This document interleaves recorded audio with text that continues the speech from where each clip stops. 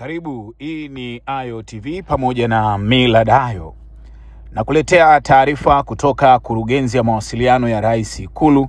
Taarifa hii imesainiwa na Balozi Dr. Moses Kusiluka ambaye ni katibu mkuu kiongozi. Imeandikwa taarifa kwa umma. Rais wa Jamhuri ya Muungano wa Tanzania Dr. Samia Suluhu Hassan amemteua jaji wa mahakama ya rufani George Mcheche Masaju kuwa jaji mkuu wa mahakama ya Tanzania. Masaju anachukua nafasi ya Profesa Ibrahim Hamis Juma ambaye amestaafu. Uapisho wa jaji mkuu utafanyika tarehe 15 Juni 2025 Ikulu Chamwino, Dodoma, kuanzia saa 4 asubuhi.